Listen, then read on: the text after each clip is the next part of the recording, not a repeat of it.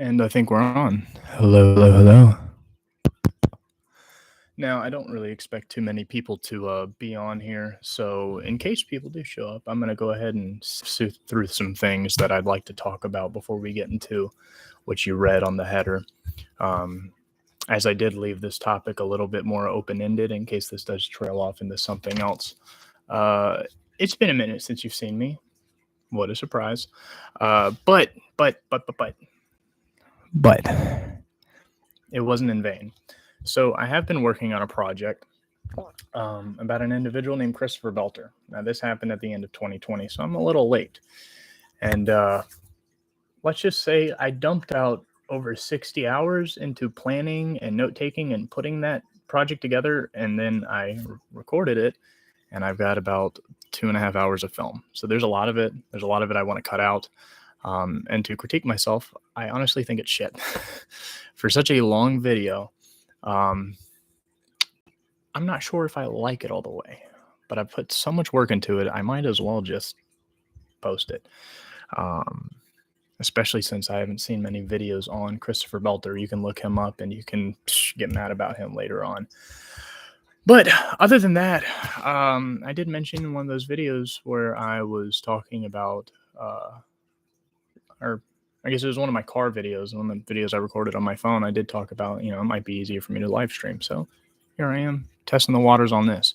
I won't be able to screen share or anything like that yet. I don't really have any other software other than straight through YouTube. But I've been a little absent, not just in YouTube, but also in replying to some of you who do stay in touch with me. You know who you are. Other than that, the individual on Reddit, which I have not gotten back to them either, was the reason I did the Overcoming Atheist video.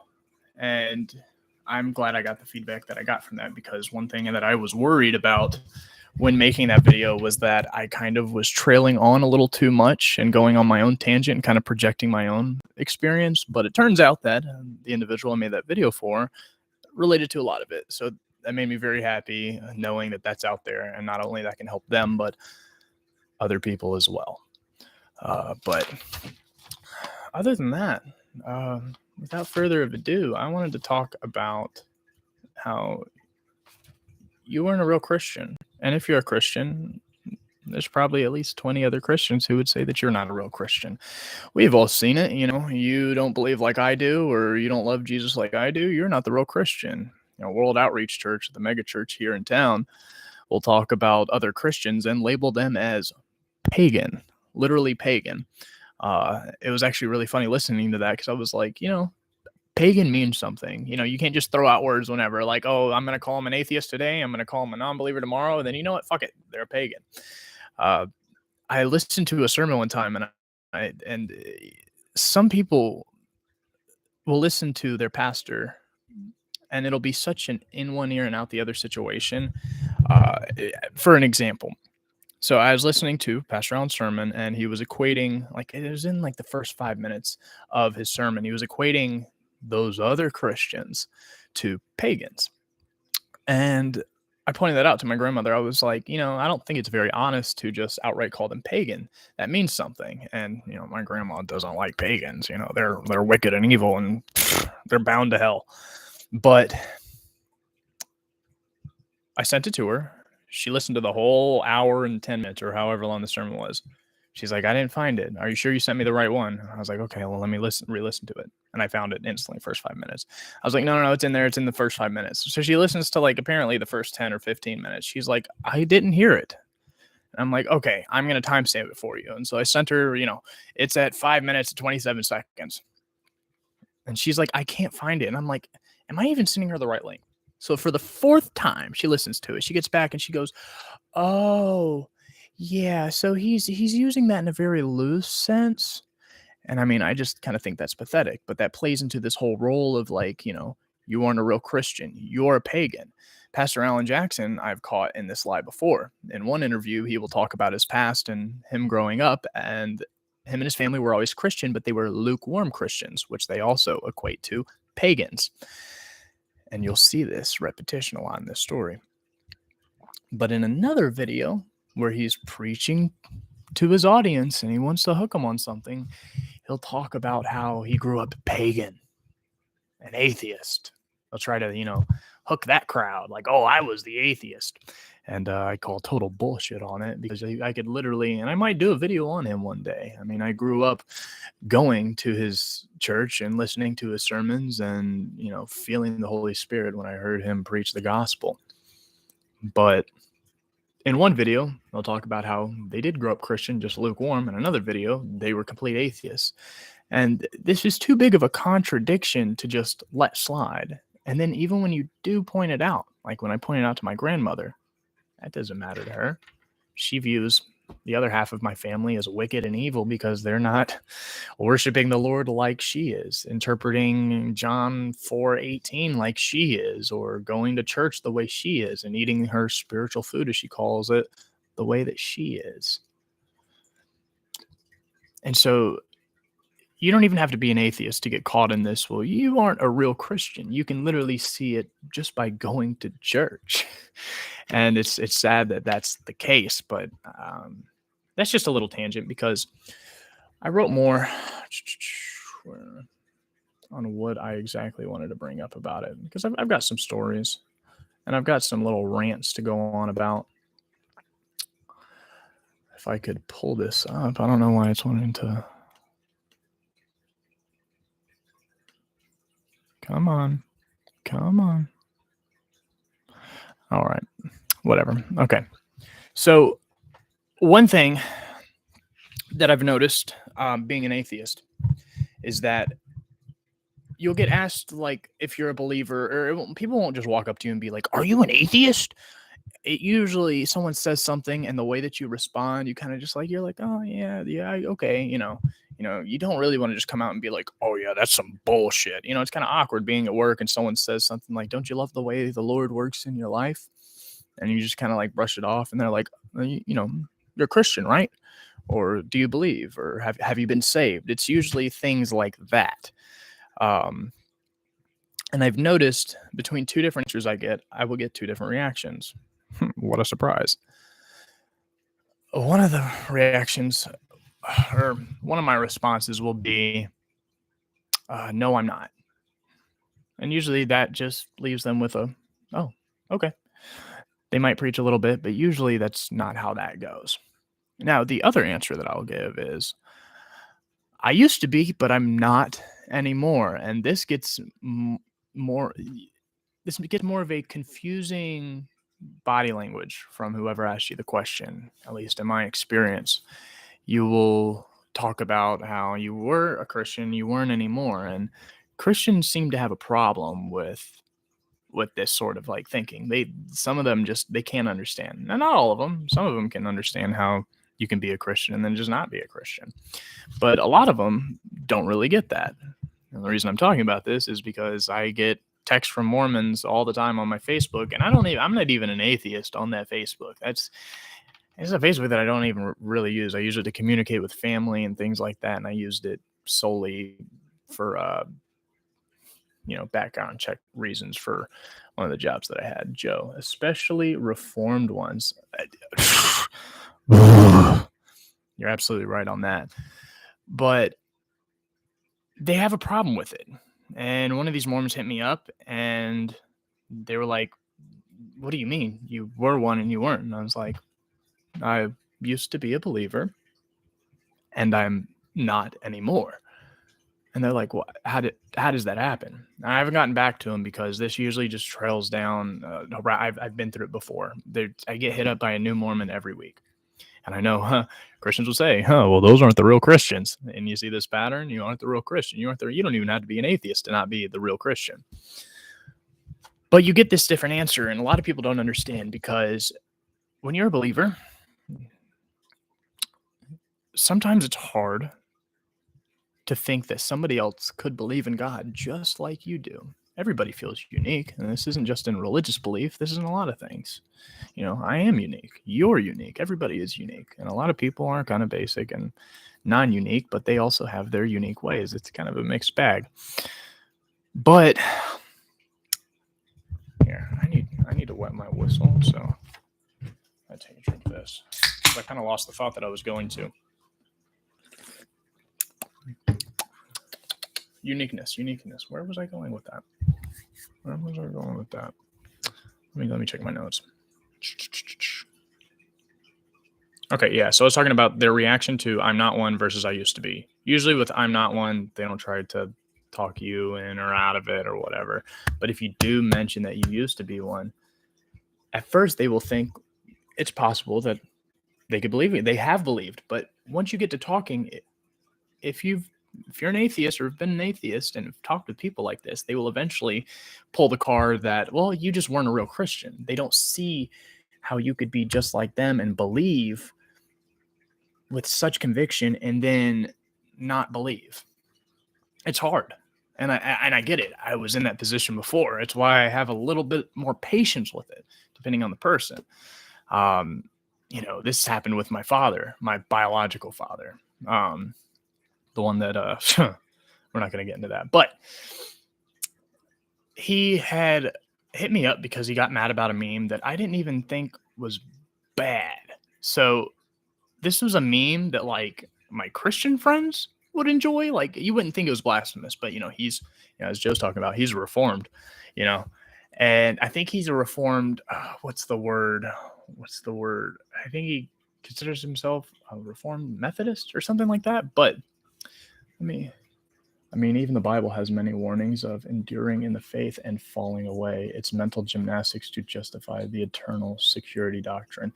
It really is, because there's the whole idea of the what's it called, like the begotten son, or the son that leaves and like they come back. So like, just like I was saying, like they'll get in a conversation with you, and with the whole idea of I used to be, they'll talk about it as if you could be one again, because you were one, and they'll try to kind of like get you to relate to that old past in certain ways of discussion. But once it gets to a point where it's like, they ain't really pulling the strings on you, it becomes, well, you just weren't a real Christian. You never really knew Jesus. And I agree with them. I don't think I really knew Jesus, but I don't think that they did either, if you get my drift. Once saved, always saved must mean you were never a Christian. Yeah, read your Bible, LOL. Yeah, there's nothing in the Bible that actually says that. Like, there's, as a Christian myself, I got those ideas from just being a Christian and being around people like that, and just how you feel, and like maybe certain things that your pastor would say. It's not really scriptural, People know in their right minds that people become Christian and move to other religions. Christians know for a matter of fact that people are Muslim and will become Christian. Yeah, that's the right word. So people will leave Islam and go to Christianity. But if you go from Christianity to Islam, or Christianity to occultism, Christianity to paganism, Christianity to non-belief, it's completely invalidated. Prodigal son. Thank you, Joe. That's what I was thinking of. Is that the right story? I'm not sure if that's exactly the right story. That might be something where it's like, your son left, and I don't remember that one exactly, because, as a Christian, I didn't read the Bible. It's a classic move. Which, funny enough, actually, I was at work the other week, and I had mentioned something. Someone said something or whatever. It's like, oh, I hate this or whatever. And I was like, yeah, I hate my family, just like Jesus Christ told me to. And they were like, huh? And I was like, yeah, Jesus says, if you want to be a disciple, you need to hate your mother, father, brother, sister, even yourself, or at least love him more, whatever. They're both unhealthy. If you want to fucking push the hate to the side and just be like, well, Jesus says to love them less. I could care less. But either way, I brought that up, and they're like, that doesn't say that. And I was like, it absolutely does. And they're like, oh, well, I just need to read my Bible. I was like, have you not read it? And they're like, I know a few stories. And I was just like, classic. That is, we can all relate to it. Like, I'm not trying to talk shit, but like, we all know that trope. Even as a Christian, I was afraid to talk to atheists because I knew they knew more about the Bible than I did. There's a verse in Hebrews of the impossibility of coming back to the faith, which implied you actually had faith to start with. I know what you're talking about. Is that in Joshua? I feel like that's in Joshua. Oh, I like the I know more than you do meme. That's what it is at the end of the day. Even after admitting that they don't read their Bible and they need I've got family members. My mother does this all the time. Oh, not all the time, but every now and again. I'll be like, I really do need to pick up my Bible and actually read it. Or this year I would love to actually read through the Bible. How many times have you heard that? How many times have you been a Christian and thought, this is going to be the year I read the Bible? This is going to be it. You know when people usually actually get down to reading the Bible? When they're in jail. As ironic as it is, that's when it usually happens. Most people who are in jail don't have a lot to do other than watch television, play cards, have their rec, mess around, just have fun as you could have in jail or prison. But a lot of them do a lot of reading, whether that's just regular novels, stories, or specifically the Bible. Our jails have a lot of Christians because this country is mostly Christian. But you get those sort of reactions. They really can't understand. But back to my dad. We got into a discussion. He got mad about a meme that I posted, and I think it was a screenshot of a Reddit post. It was like, I know what it is. If Bible stories were news headlines, and one of them was like, Florida man loses super strength after Florida woman cuts off his mullet. The story of Samson. Samson and Delilah. Samson and Delilah. I think that's what it is. And he was like, you better be careful with what you say. And at the time, this is when I had made this Facebook because I was getting a very serious background check. I'm not going to go too deep into the details, but, my latest career that I've been in the past year is a government job. So it had a very serious background check. So I made a newer Facebook to kind of like update, it's a lot better than my ones that I had 5-6 years ago, where I'm a little bit more childish and I definitely would look like somebody that they would not want to hire. So I made that Facebook, and I originally thought, okay, he's telling me to be careful because he might just be looking out for me like, hey, you're about to get this job. You might want to be careful what you joke about. And so I was like, it's okay. I was like, I'm not worried about it. And like, if I have to be worried about it, I mean, what does that say about Christians?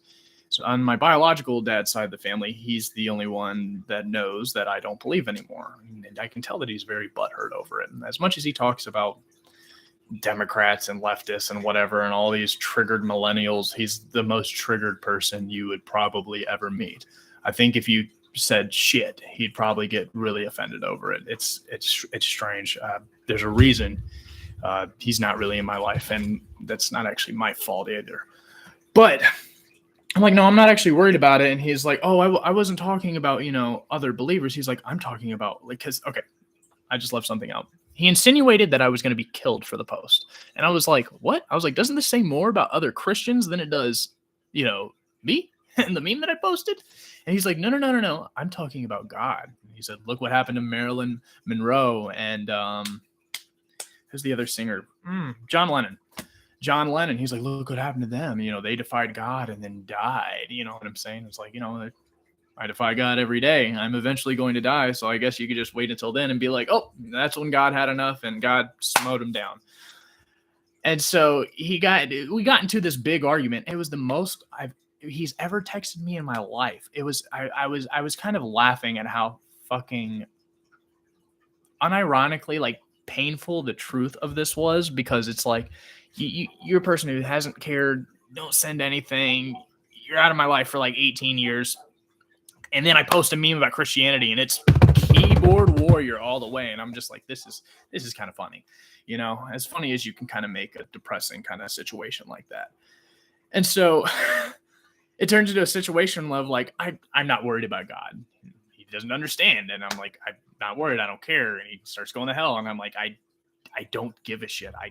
I don't worry about that. I don't worry about that just as much as you don't worry about, I forget what Islamic hell's called, but whatever that's called. And he just didn't get the point. And then he hits me with this is why you weren't a true Christian. And I'm over here thinking, you used to put my penny loafers on before Sunday school.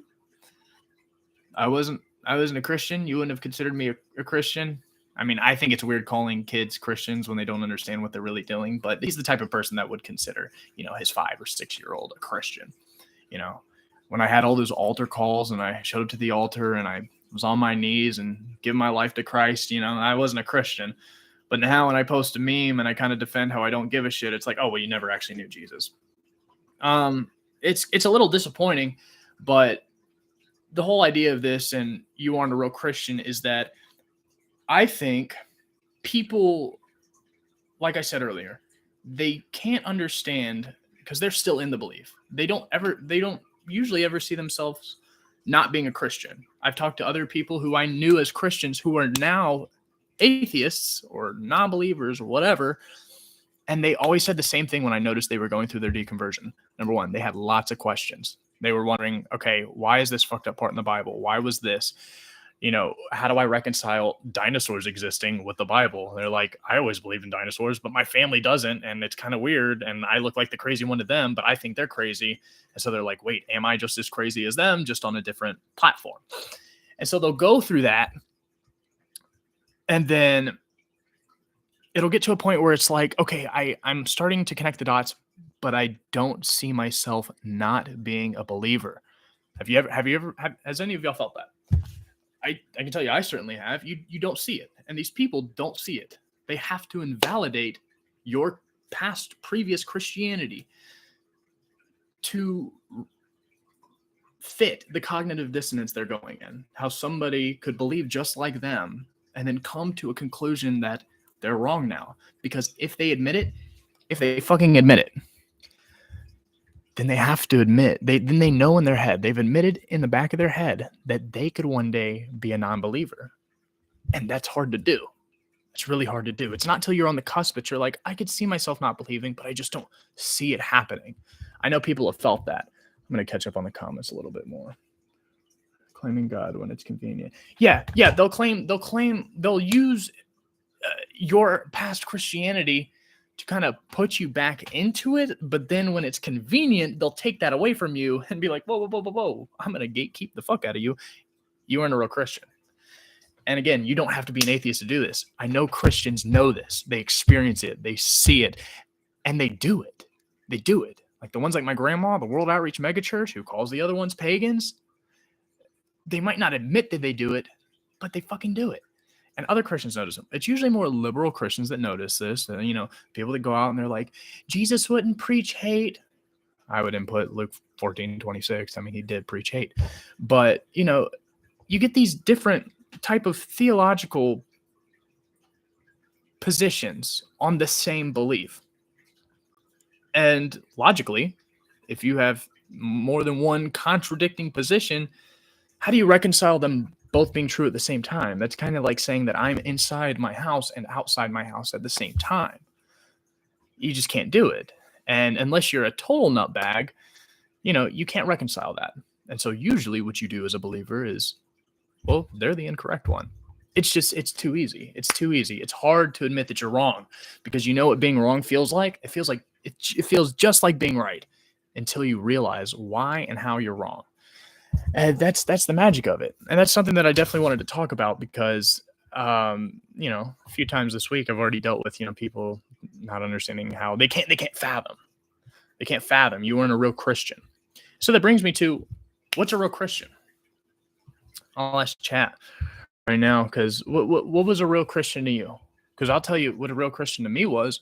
A real Christian to me was, believing in the Father, the Son, and the Holy Spirit, the Trinity, living your life through Christ and reflecting his light to the world, bringing others to him, being a godly person. There's all kinds of things that go into it. And Christians will be so quick to point, not just to you, but to other Christians on like the one thing that they're missing that makes them not a real Christian. And they'll use this also in cases where, let's say you're praying for something. I know everybody's been through this before. You pray for something, it's not working. And if they don't pull the God's mad at you card, they pull the you're doing something wrong card. And it just sucks, man. It gets annoying. And I looked through my videos and I was like, I haven't talked about this.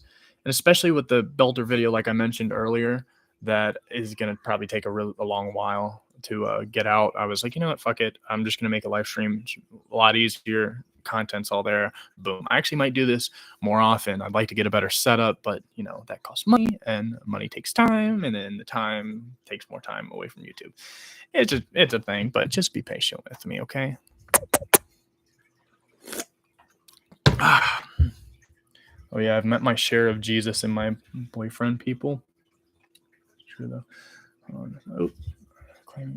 That makes no single Christian. That means no single Christian can have a certain assurance of their salvation. They really can't, especially when you start to claim faith. Once you know something, there's no point in having faith. I talked about this in my God's blind spot video. I'm super confident about that argument. If you've not seen my God's blind spot video, go watch it. I'm so turned on in myself about that, because whenever I'm thinking in my Christian mind, I'll put my like Baptist hat on or my Presbyterian hat back on, and I'll try to like think of, if I was a Christian, how would I debate this point? And then I'll get in my atheist mind. I'll think of how I debate this. And the one thing that I couldn't come up with some bullshit Christian answer, because we've all seen those answers. Well, God just doesn't want it to happen, or blah, blah, blah, blah, blah, or some magic dip, is the God's blind spot. God can't have faith because God knows everything. When you know something, there's no room for faith. Even the Bible admits this. Faith is the evidence of things unseen, the hope of things unwanted. Or I'm butchering it, but I mean, you know the verse. And if you're Christian, you should definitely know the verse.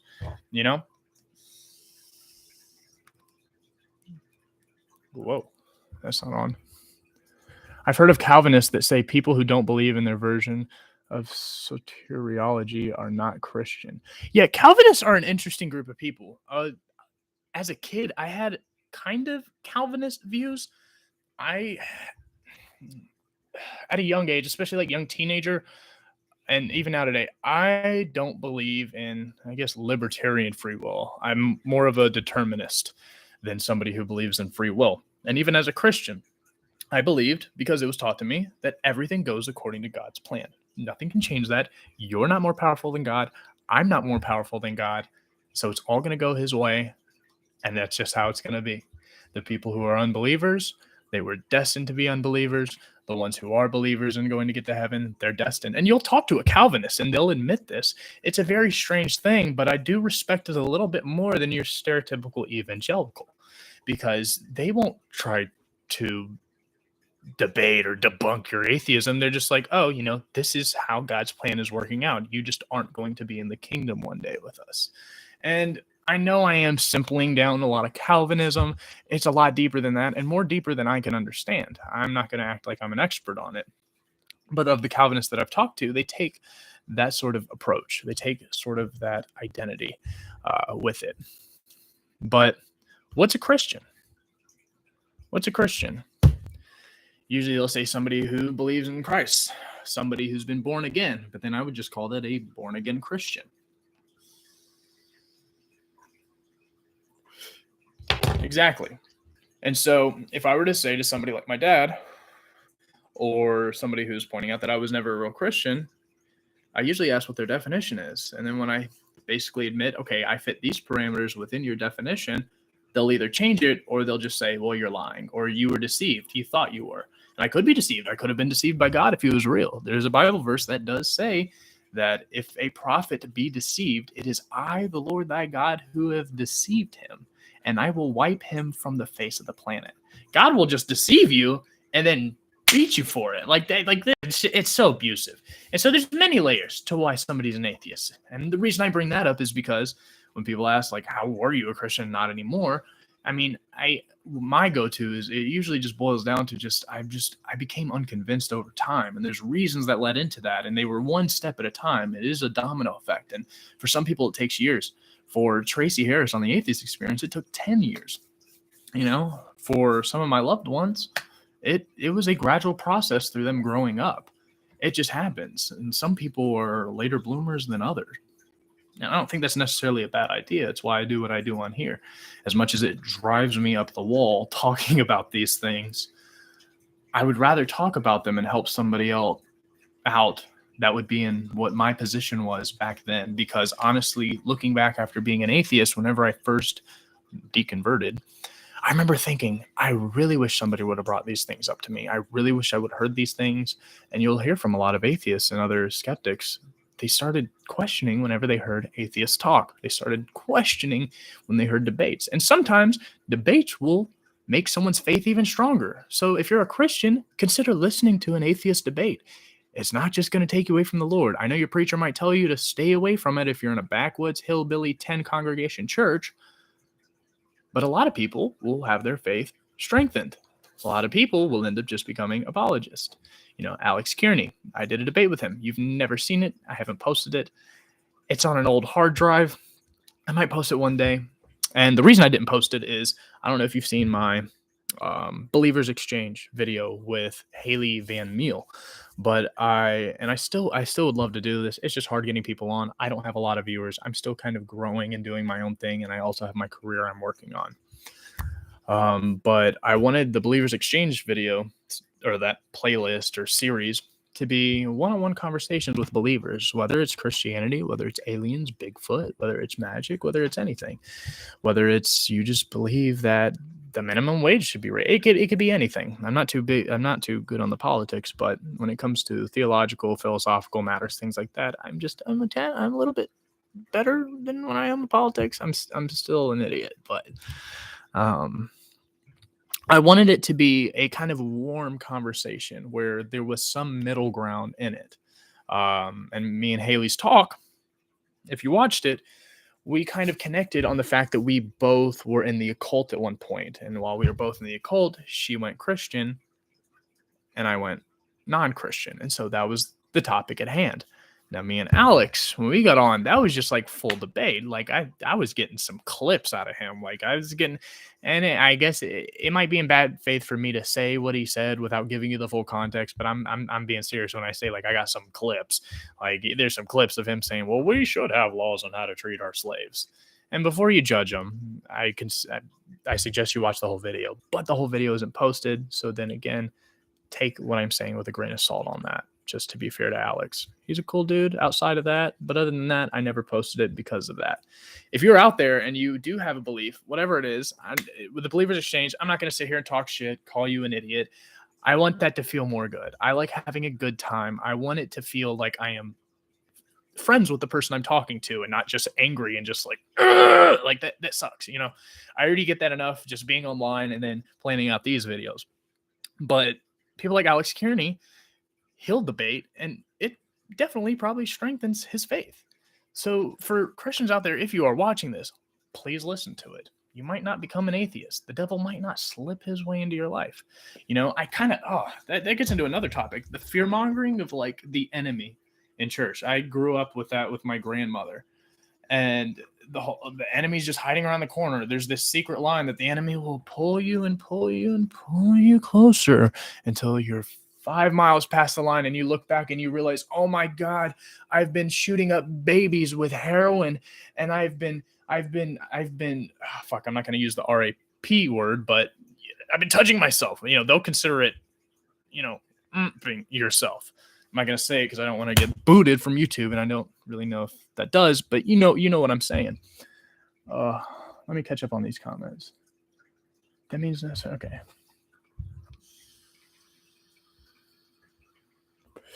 Yep, God deceives people in the end times. Yeah, back, Joe, you're absolutely right. It's like what I said, if a prophet be deceived, it's lie of the Lord of God who deceived him, and I'll wipe him from the face. God does this all the time. There's only one case where it's like, it's in good faith, like for me to argue that God lied. There's other ones that are kind of wish-washy, but I don't like to make wish-washy arguments. So I put so much work into the Hate Your Family video, and, Christ saying to hate your family in Luke 14:26 is because I didn't want it to be misrepresented like a lot of Christians like to do and just say, well, you're not reading the context right. You'll notice this. And there's a good verse like, for God so loved the world. Did you hear that? Did you hear that loud ass car? There's a motherfucker in a garage down below me. He'll do that shit in the middle of the fucking night. Before I get on a rant and get more angry, let me go back to what I was saying. God, I lost it. That happens far too much. Okay, good verse. For God so loved the world that he gave his one and only begotten Son, that whoever shall believe in him shall have eternal life and not perish. On the surface, they'll be like, yeah, it means what it means. But whenever you bring up a bad verse, whenever you bring something that people know it's negative in their head, and it's why they will try to rationalize it, because in the back of their head, they know it's bad. They know for a fact it's bad. And that's why they will try to divert it from that badness, because then they have to take that on. As an atheist, I don't take on a specific belief, or I've got to defend what this says here, or some politician here. That's the joy. That's the joy of actually like understanding beliefs and forming your own and figuring out what you believe and not just blindly taking it. But good verses, oh, they just mean what they say. And bad verses, oh, it means something else, like slavery. Oh, it doesn't mean that. It's a different form of slavery. Or hate your family. Well, he doesn't mean that. Let's go look at the verse where he says, love your family less, as if that's better. That's not really healthy. That's something a cult leader would do. Cult leaders will cut you off from the outer circle because they want you tight-knit and under control. That's what they want to do. And that's why it is, in some senses, fair that people do call the Bible a book that is closely resembled to cult-like teachings and practices with the way that it does it. Now, I don't think Christians are in a cult. Those are two separate things, and I could probably go on for an hour on the nuance on that. But you pretty much get my point. Yep, he even deceived the elect. I'm like slightly remembering where he's deceived people. Like, dude, he does some fucked up shit in the Bible. Yahweh is a monster. Like there's one, and I know Savannah down here in the comments knows it, and she could probably bring up the verse, but like a dude like leaves his hooker or concubine outside of a hut. He cuts her up, like murders her, cuts her up, and then like sends her to 13 nations, and everybody gets angry and starts going like towards a war. And I really am butchering this. And one of the nations does not want to go to war, and God's like, this is bad. All right, so I'm gonna command you to go and kill them because they don't want to get in war. Like he loves chaos. The Bible is full of chaos. I mean, just look at the time that it was written. Like these people were illiterate. They didn't know what thunder was. They might not have like been scared of it or thought that it was like Zeus or something, but they still didn't understand the workings of thunder. You know what I'm saying? You have to really remember that when you're reading old scripture, and not just old scripture, but any old literature, especially before, like if you read a literature that's like before the germ theory of disease, you got to take into account if it starts bringing up sicknesses and demons and like or anything like that, it will be it'll talk about it in a different light. Does that make sense? Does that make sense? Am I crazy? I don't know. We'll go on to Savannah's comment. Real Christians hundreds of years ago are completely different than real Christians now. If heaven was real, a lot of people are going to be really confused up there. That's another thing. Like so many Christians have different views of like heaven. Like for some people's heaven, there's dogs and cats and like everything. Like and it's other people, like, if you're a kid, like there's Pokemon up there. I remember as a kid, I was so excited to ride on a Lapras, a Swampert. I was so excited for that ship. The Christians of 1,000 years ago, their view of heaven is totally different than ours. So somebody in this group is going to be upset. If you think about it, somebody's going to be upset here. They're going to go up. They're going to be like, fuck, I picked the wrong God. I picked the wrong heaven. That'd actually be really funny. I'd like to see that like done like as like a comedy bit where you get like 3 different Christians over time who like go to heaven and they're just like, what? Well, where am I? Like in some people's view of heaven, everybody who's in heaven will like go to the outskirts of like heaven and they will look at all the shriveled, warm bodies of like the people who are dead and in hell. I think that's Seventh Day Adventists will bring that verse up because they also don't believe in a fiery hell, I think. And that's another thing. Hell is different for everybody. Nobody's view matches. And if you think about it, only at least one view could be right. They couldn't all be right. And then not only do you have like all those thousands of denominations and interpretations and views in just this one religion, but we've got this religion with these thousands of different views. And you've got in Islam, you've got like the Sufis, you've got like, and I just brain farted. Sufi, that's the only one that I can name. And I'm hoping that I got that right. I'm hoping Sufi is like intertwined with Islam. If I'm butchering it, that's my bad. But Mormon heaven is interesting. Tell me more about Mormon heaven. I don't know about that too much. That's why these modern Christians have to cherry pick their God's morality and formulate this imaginary God.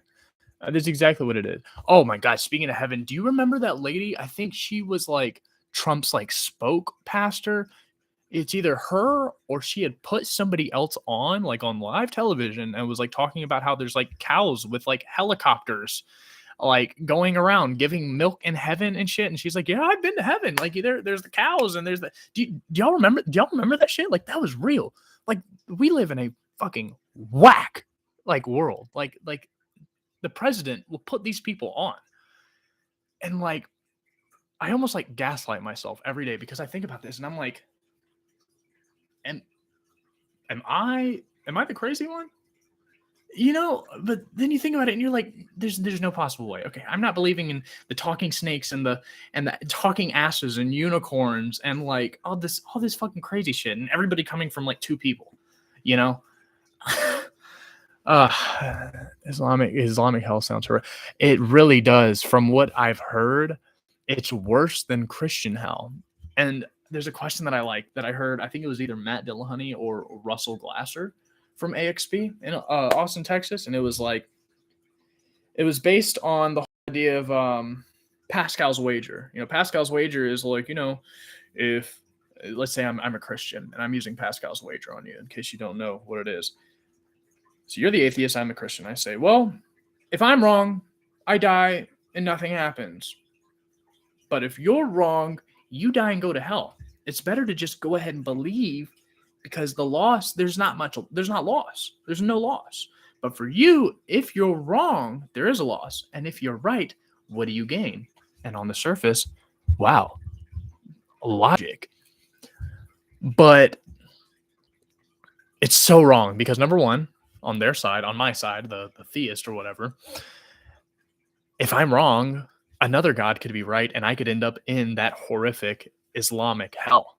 So I have something to lose just as much as you. Everybody in this wager actually has the same amount of, well, everybody except atheists. Atheists literally go one God further. So Christians have to worry about hundreds of different hells, just like Muslims would have to worry about hundreds of different hells. And then we just have those hundreds plus one, depending on who we're talking to, who's pulling the Pascal's wager. And so there's that problem with it. And they really don't get it. And so it comes to, all right, let's say this whole wager thing is logically sound and this would work out. And, you know, the problems that I just mentioned, those don't actually exist. There's only one religion. Or let's say there's two religions. What do? Do you aim, like if you don't know which heaven or hell is real, like there's religion A, religion B. Do you aim for whichever one has the best heaven, or do you try to stay away from whichever one has the worst hell? And the answers that you'll get from theists are actually pretty interesting. Those questions don't usually turn into debate. Those are more like, you know, like brainstorming kind of questions. I really enjoy those questions. Those are the ones that I'd love to ask on a Believers Exchange type of deal. You know, if you're out there, again, I don't know if you caught it earlier, but if you believe in something and you want to have just a chill ass conversation with me, and we can hang out on Skype, Zoom, or whatever, I'd love to talk about it. If you have something to teach me, if it could be as silly as Bigfoot, and I mean, Bigfoot could be just not that silly to you at all, and I'd love to hear what convinced you. Like, what stories do you have? Like, what have you seen? I'm interested in those. I've believed in so many things, and I can tell you exactly why I've believed in all of them. And I don't necessarily want to tell you why you shouldn't. I just want to know why specifically you do. It's just like why Christians wonder, well, how the hell do you become a Christian and then not? That's why I said I have a little bit more patience for those Christians that ask that. Except for my biological father. Fuck him. He's a dick. But he's okay sometimes. But he's a little loony. He's a little wacky. I'm pretty sure he believes in like reptilians and all kinds of other shit. It's no. What just happened? What just happened?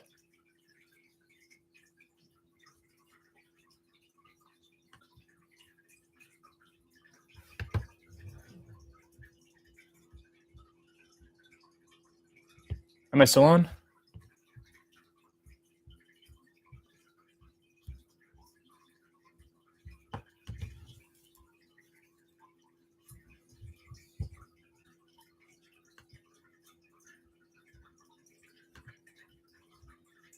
I am on? Okay, I'm looking at like what I'm seeing on my end is like as if I've already finished the live stream.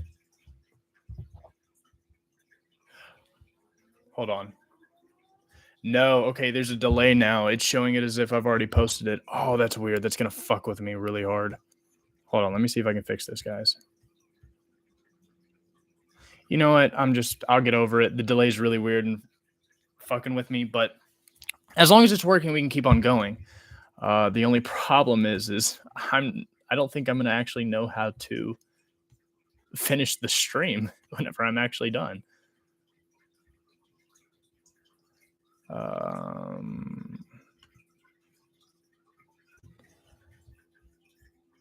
Oh God, this is bad. This is bad because I don't actually know how to end it whenever I do want to end it. I guess you can just see me get ready for bed afterwards. All right, let's go to manage. Oh God, this is bad. Wait, let's go to webcam. No, let's go to stream. Okay.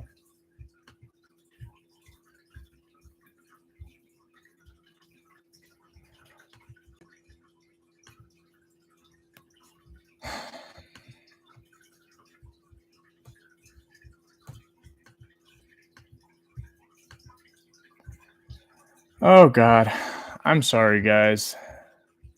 Hayden did a big poopy. I still see my webcam on. Okay, I'm on my like YouTuber dashboard now. Let's see.